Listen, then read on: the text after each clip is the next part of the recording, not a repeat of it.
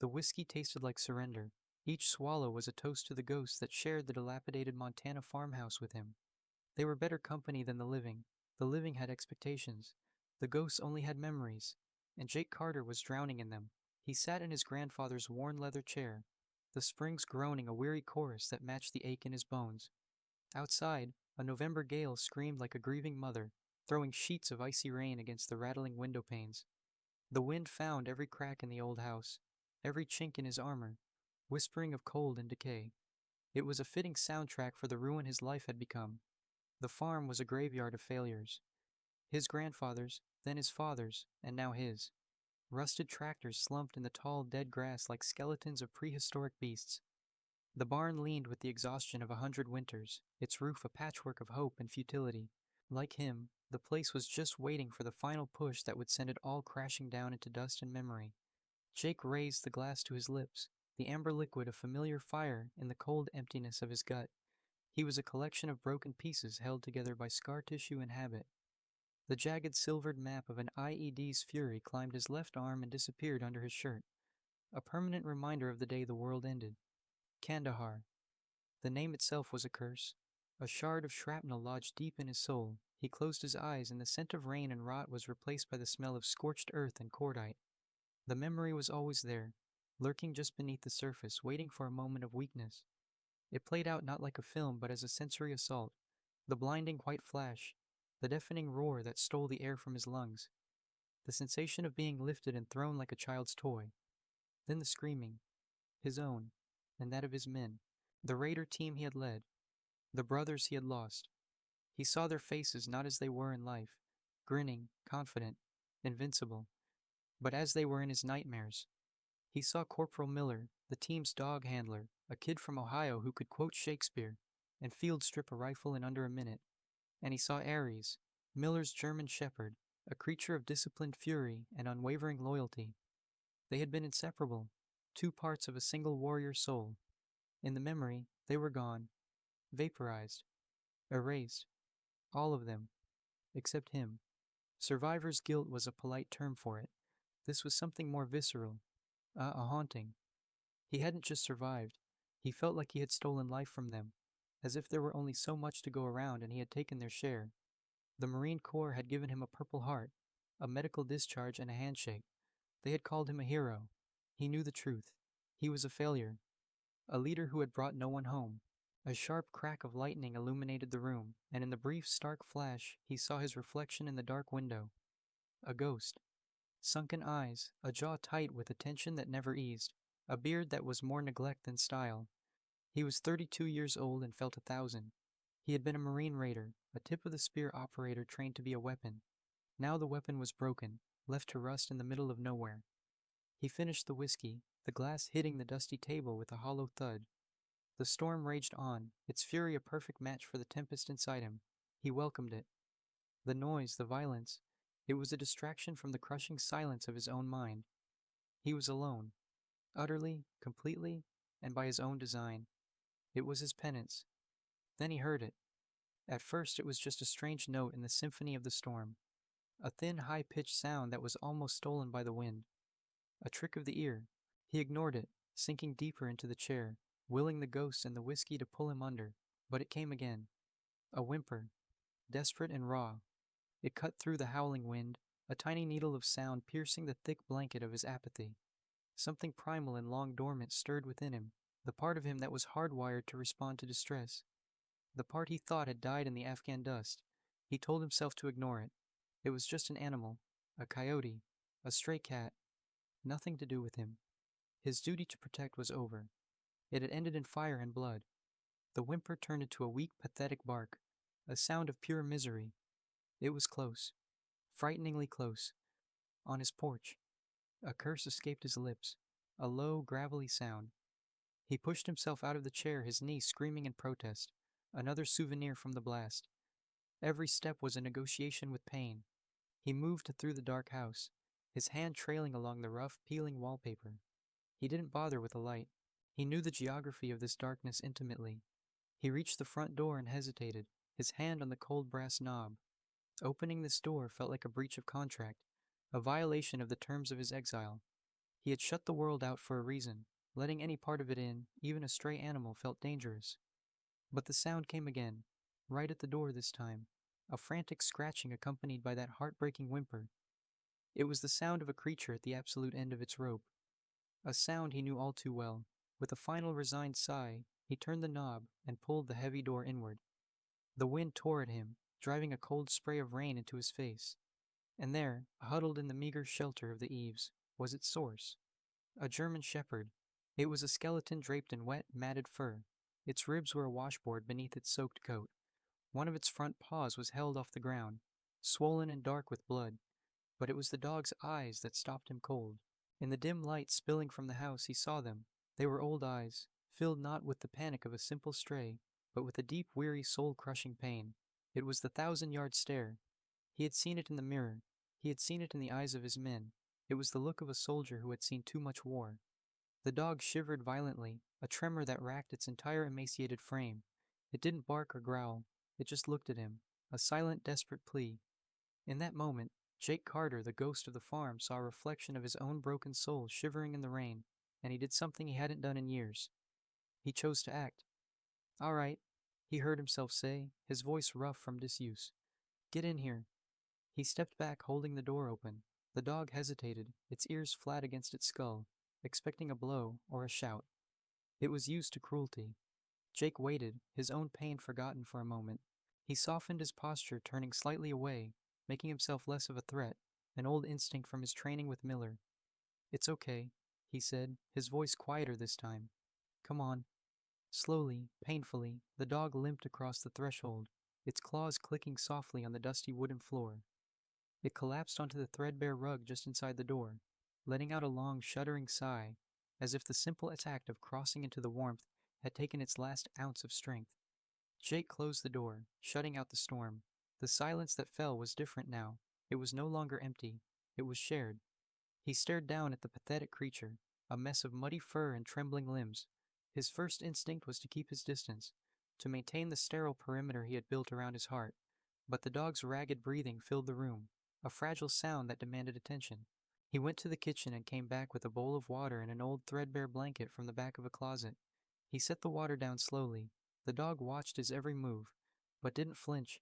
It lapped at the water greedily, its whole body shaking with the effort. Jake draped the blanket over the dog's back. It stiffened for a second, then relaxed into the warmth, its eyes fluttering shut. He found himself kneeling on the floor, his bad knee throbbing, just watching the animal. He saw the nicks in its ears, the faint old scars on its muzzle. This was a dog that had known conflict. He gently examined the injured paw. It was a nasty gash, deep and inflamed, probably from a piece of metal or broken glass. It needed cleaning, stitches. It needed a vet. The thought of driving to town, of dealing with people, sent a familiar spike of anxiety through him. But as he looked at the dog, a flicker of something long extinguished ignited in his chest, a sense of duty. He couldn't leave this soldier behind. He would clean the wound as best he could for the night. The town could wait until morning. For now, there was a truce. A truce with the storm, with the goats, and with himself. For the first time in years, Jake Carter had a mission. It was small, and it was fragile, but it was a start. Morning came with the pale, watery light of a world washed clean. The storm had passed, leaving behind a sky the color of slate, and a silence that felt heavy and expectant. Jake had spent the night in the leather chair dozing fitfully, the sound of the dog's steady breathing a strange and grounding presence in the house. The dog was still on the rug, awake, watching him with an unnerving intelligence. It hadn't moved, hadn't made a sound. It was disciplined. When Jake rose, the dog's ears twitched, but it remained still. He approached slowly, and this time, the dog offered a faint, almost imperceptible thump of its tail against the floor. A gesture of trust, a fragile bridge built across a chasm of mutual pain. Just as he was heating some leftover stew for the animal, the sound of an engine broke the morning quiet. It wasn't the refined hum of a modern car, but the belligerent, rattling cough of an old pickup truck in desperate need of a mechanic. Jake's body went rigid. Visitors were not part of his routine. They were a violation. He moved to the window, peering through the grime. A battered Ford Ranger, its body a collage of rust and primer, crunched to a halt in his driveway. A large man squeezed himself out from behind the wheel. He was built like a sack of concrete mix that had been left in the rain, thick, lumpy, and hard. His face was florid, his eyes small and mean. Jake recognized him instantly. Dale Higgins, a local bottom feeder who ran a so-called kennel on the edge of town, a place with a reputation for misery and neglect. At the sound of the truck door slamming, the dog let out a low guttural growl, a sound that rumbled deep in its chest. It pushed itself to its feet, ignoring the pain in its paw, and stood between Jake and the door. A protector. Even in its broken state, the instinct was there. Jake put a hand on the dog's back. "Easy," he murmured. The dog's muscles recoiled like steel springs, but it quieted at his touch. He opened the door before Dale could knock. "Carter," Dale grunted, his eyes flicking past Jake to the dog. A greasy smile spread across his face. "Well, looky here. Found my runaway, did you? Appreciate you looking after him. I'll take him off your hands now." Dale reached for the dog, his movements careless and rough. The German shepherd snarled, bearing a set of surprisingly clean white teeth. It was a clear warning, a promise of violence. "He don't seem too happy to see you," Jake said, his voice flat and cold. He didn't move from the doorway, blocking Dale's path. "He's a dumb animal. Don't know what's good for him." Dale sneered, his eyes narrowing. "Got a mean streak. Needs a firm hand. Now step aside." He took a step forward, his bulk meant to be intimidating. Jake didn't move. The years of civilian life had softened his edges, but the core of him was still forged in the crucible of combat. He saw Dale not as a man, but as a threat assessment. Unskilled, overconfident, slow, a bully who relied on size and bluster. "His paw is injured," Jake stated, his gaze unwavering. "He's emaciated. Looks like he hasn't had a decent meal in months. You call that looking after him?" Dale's face flushed with anger. "That ain't none of your business. He's my property. Dug his way out during the storm. Now give him over before I call the sheriff and report you for theft." He raised a thick, meaty hand, not at Jake but toward the dog, ready to deliver the firm hand he'd spoken of. It was a mistake. In a movement too fast to follow, Jake's hand shot out and clamped around Dale's wrist. It wasn't a strike but a simple seizure of control. His grip was like iron. The dormant strength of a Marine Raider surged through his arm. Dale's eyes widened in shock and pain as Jake's fingers dug into the pressure points. "You will not touch this dog," Jake said. His voice was no longer flat. It was low, gravelly, and carried the unmistakable weight of command. It was the voice of a man who had sent others into battle, a voice that expected and received absolute obedience. "You will get back in your truck, you will drive away, and you will never come back to this property. Do you understand me?" For a terrifying second, Dale saw him, not the broken recluse the town whispered about, but the predator lurking beneath. He saw the cold, efficient deadliness in Jake's eyes and knew, with absolute certainty, that he had crossed a line he didn't even know existed. Fear, acrid and real, replaced the bully's bluster. He nodded frantically, unable to speak. Jake released his wrist, shoving him back a step. Dale stumbled, rubbing his arm, his face pale. He backed away, never taking his eyes off Jake, as if afraid he'd be attacked the moment he turned his back. He scrambled into his truck, fumbled with the keys, and roared out of the driveway, spitting gravel in his wake. The silence that returned was profound. Jake stood in the doorway for a long moment, the adrenaline singing in his veins. His hand was trembling, not from fear, but from the sudden violent reawakening of the man he used to be. The dog nudged his hand with its nose, a soft, wet touch that brought him back to the present. He looked down into those intelligent eyes and saw respect. He had passed a test. "All right, soldier," Jake said, his voice softening. "Let's get you to a doctor." The drive to town was a tense affair. The dog sat in the passenger seat of his old pickup, alert and watchful, scanning the passing landscape like a sentry on patrol. Jake drove with a grim focus, the confrontation with Dale having shattered his carefully constructed isolation. He felt exposed, raw. He was re-engaging with the world, and it felt like walking through a minefield. The veterinary clinic was a small, clean building on the edge of town, a stark contrast to the decay of his farm. The sign read Sharma Veterinary Care. A small bell chimed as he opened the door, a cheerful sound that felt alien to him. The woman at the counter looked up, her expression a mixture of professional warmth and surprise.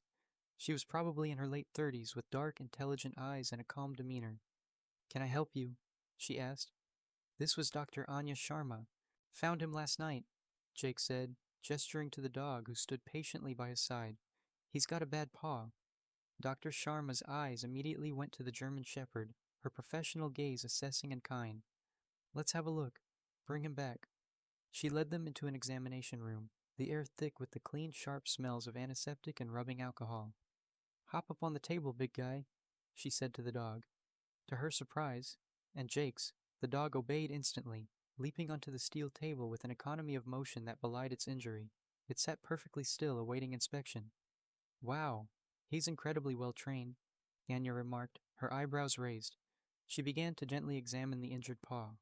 The dog didn't even flinch. "This is a nasty cut. It's infected. He'll need stitches and a strong course of antibiotics. He's also severely underweight."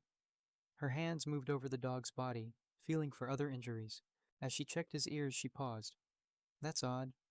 "What is it?" Jake asked, his gut tightening. "He has a tattoo," she said, peering into the dog's right ear with a small light. "It's faded, but it's definitely a military marking."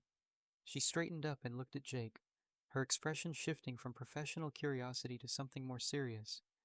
"And standard procedure for strays is to scan for a microchip." She retrieved a handheld scanner and passed it over the dog's shoulders. It beeped. A string of numbers appeared on the small screen. Anya frowned, tapping the numbers into her computer. The system whirred for a moment, and then a message flashed on the screen in stark red letters.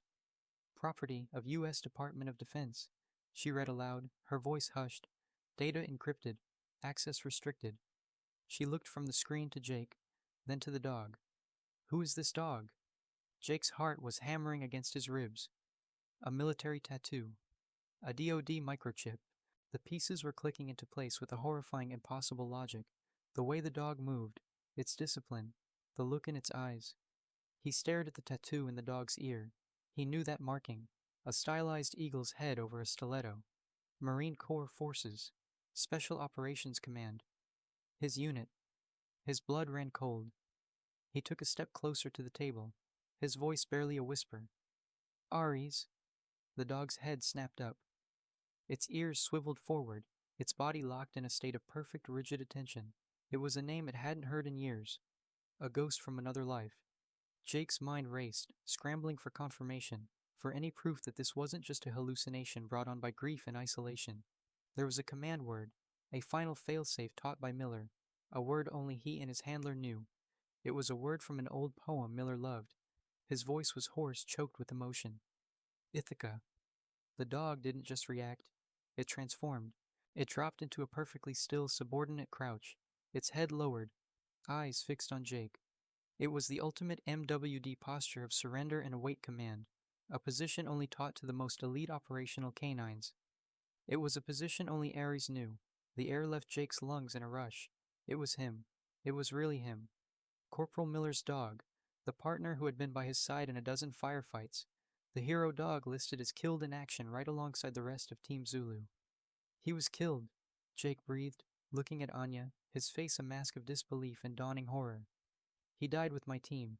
He was on the official report." Anya stared at him, her mind struggling to process the implications. If he wasn't killed, then where has he been all this time? The question hung in the sterile air of the exam room, heavy and terrifying. Ares wasn't a stray. He was a stolen ghost. A living, breathing piece of a past Jake thought was buried forever. And the people who had stolen a multi-million-dollar piece of military hardware wouldn't just let it go. Dale Higgins wasn't the owner. He was a symptom. The disease was still out there. And now it had a reason to come looking. The quiet war of Jake Carter's exile was over. A new one was about to begin.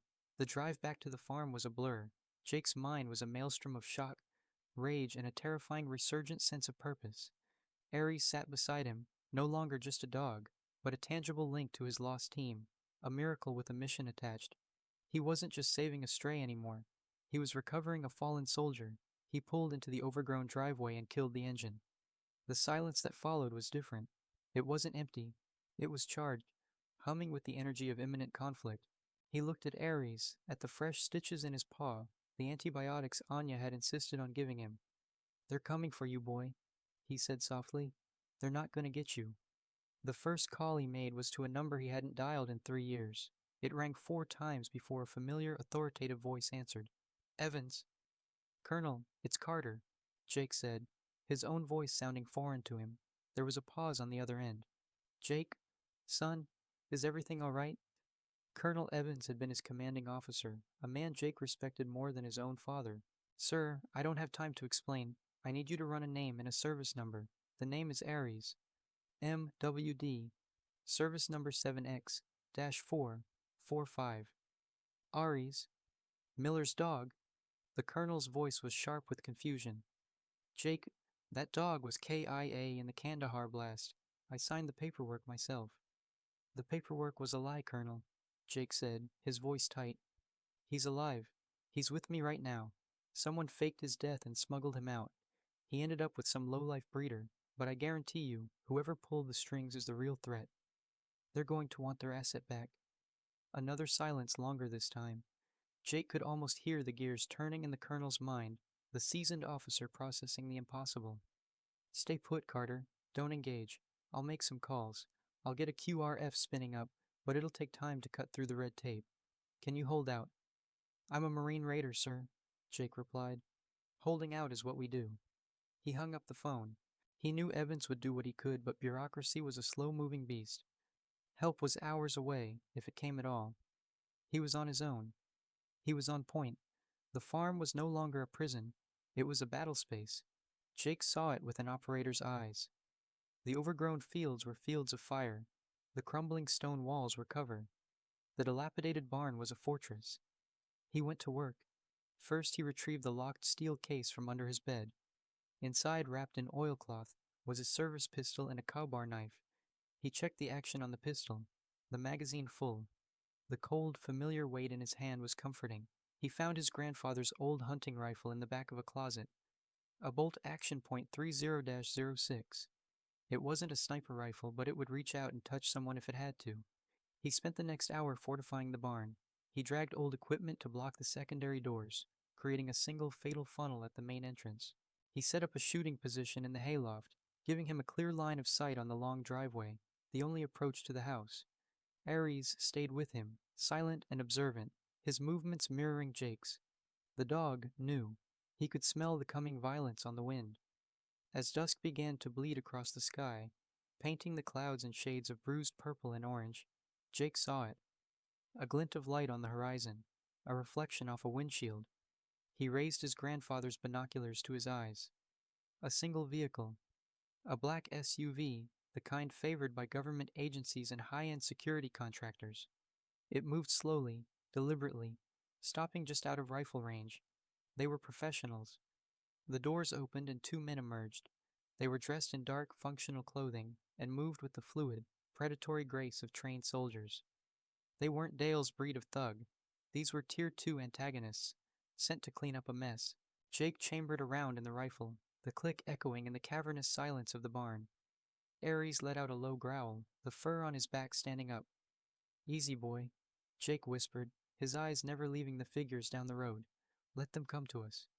The men split up, using the terrain for cover, one moving toward the house, the other circling around toward the barn. It was a classic pincer movement. Amateurs would have rushed the house. These men were patient. They were hunters. The man approaching the barn was methodical, moving from tree to tree, a suppressed pistol held in a low ready position.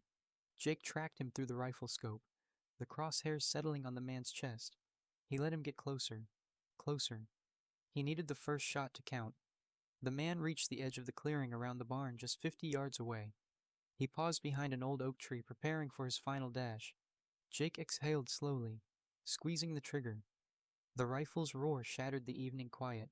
The bullet hit the oak tree with a loud crack, showering the mercenary with splinters.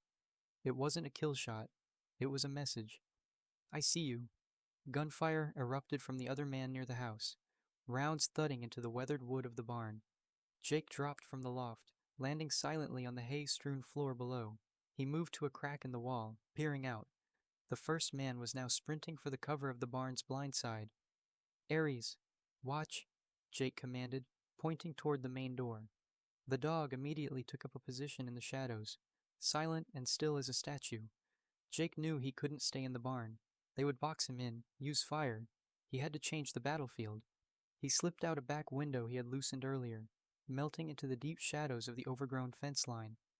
The cold air bit at his skin. His heart hammered a steady, controlled rhythm.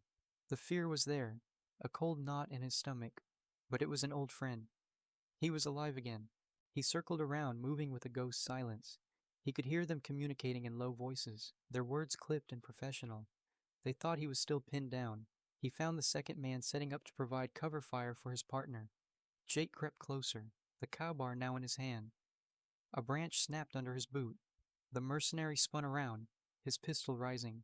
Jake lunged. He didn't have time for finesse. He crashed into the man, driving him to the ground. The man was strong, fighting back with vicious efficiency. A hand grabbed for Jake's face, fingers clawing at his eyes.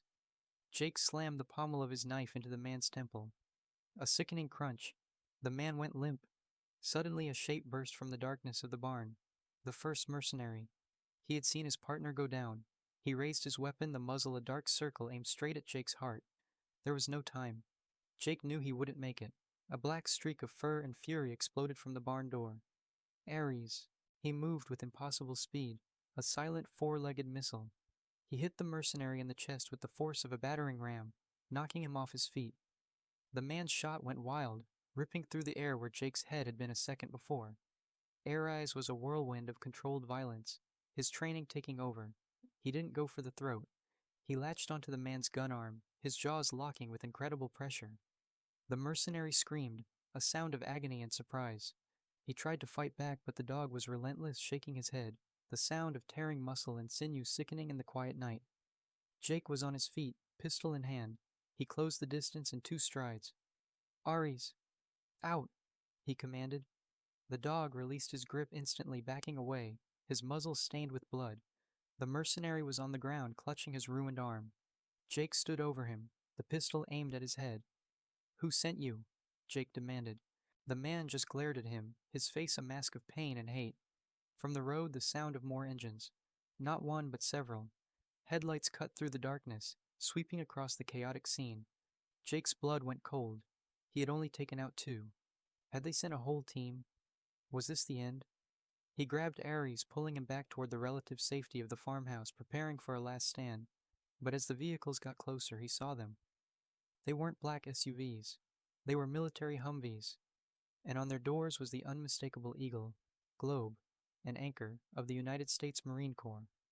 Colonel Evans stepped out of the lead vehicle, flanked by a squad of fully armed Marines who fanned out, securing the perimeter with practiced ease.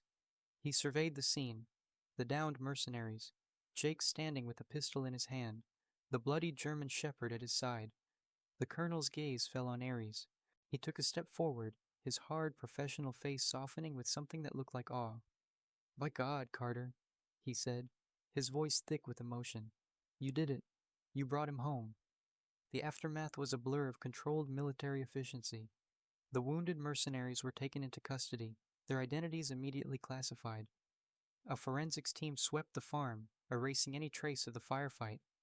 As the first rays of dawn broke over the mountains, the farm was quiet again, the only evidence of the night's violence the lingering smell of gunpowder in the trampled grass.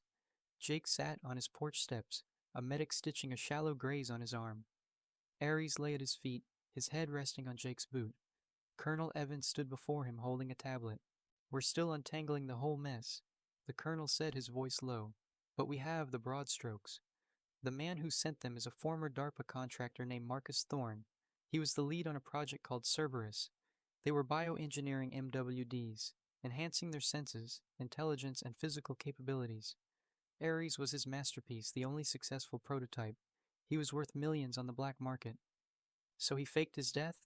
Jake asked, the pieces falling into place. Thorne had an inside man, a logistics officer in Kandahar. After the IED blast, with all the chaos, it was easy. The officer switched Ares' chip with that of another dog that was killed, falsified the records, and listed Ares as KIA. Thorne had him smuggled out of the country and sold to a private military corporation. They've been using him for covert ops for the last 3 years. 3 years. 3 years of hell for the dog who had already served his country with honor. Jake's hand tightened into a fist. "How did he end up here?" "We think he escaped during a transport. The PMC was moving him to a new handler when their vehicle crashed somewhere in the Rockies. Ares just ran. He must have been trying to find his way back to the only thing he remembered as home. Miller. When he couldn't find him somehow, he found you." The colonel looked down at the dog, then back at Jake. "It seems your team had 2 survivors, son. You and him. You both just took different, harder roads home. As Evan spoke, Jake's mind went to a dusty footlocker in the attic. He excused himself and went inside. The medic's work forgotten, he climbed the creaking stairs and found it. His grandfather's old chest. Inside, beneath yellowed photographs and old medals, was a stack of letters. He found the one he was looking for, the last one his grandfather had written him before he deployed. He sat on the attic floor, the scent of cedar and dust filling his nostrils, and read the familiar spidery handwriting. His grandfather wrote about the farm, about how it had always been a place for broken things, a place for a tractor with a cracked engine block, a fence shattered by lightning, a man with a broken heart after the war. This land doesn't care about your medals or your mistakes, the letter read. It only asks that you put in the work.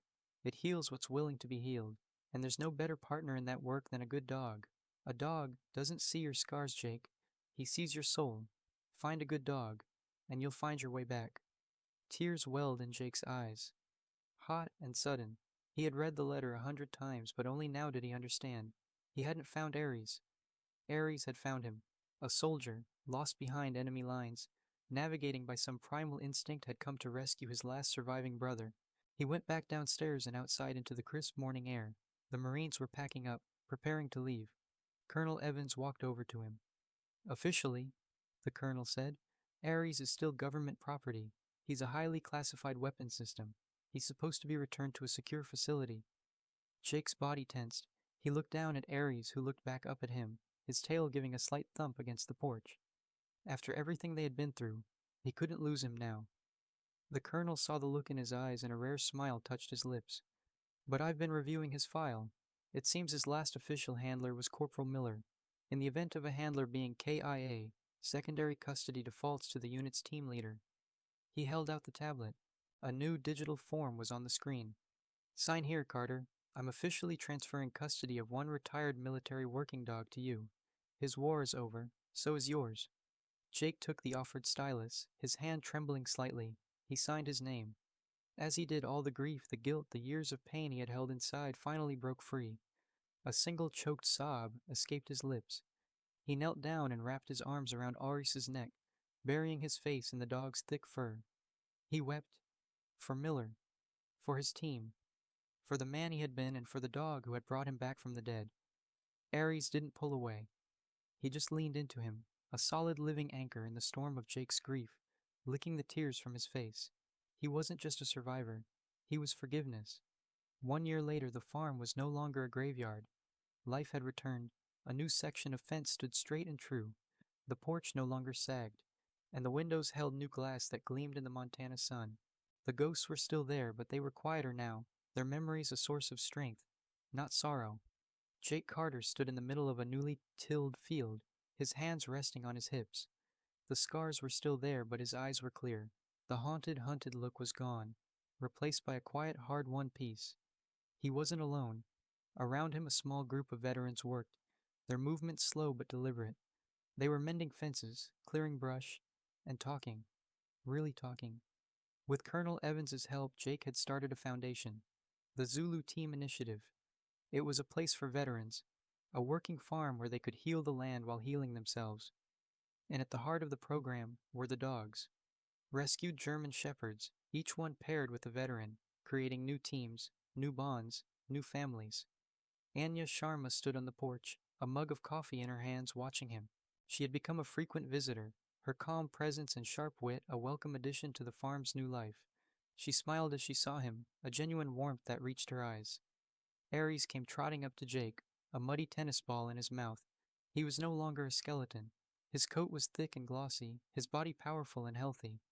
He dropped the ball at Jake's feet, his tail wagging furiously, his brown eyes bright with joy. He was no longer a weapon or an asset. He was just a dog. A very good dog. Jake laughed, a real deep laugh that echoed across the valley. He picked up the ball, wound up, and threw it with all his might. Ares took off like a shot, a black blur of pure, unadulterated happiness, chasing the ball across the open field. Jake watched him run, a sense of profound gratitude washing over him. He had been a ghost, haunting the ruins of his own life. Then, a broken soldier had limped onto his porch, a mirror to his own soul, and reminded him how to live. They had saved each other, two Marines, lost and presumed dead, who had found their way home. together.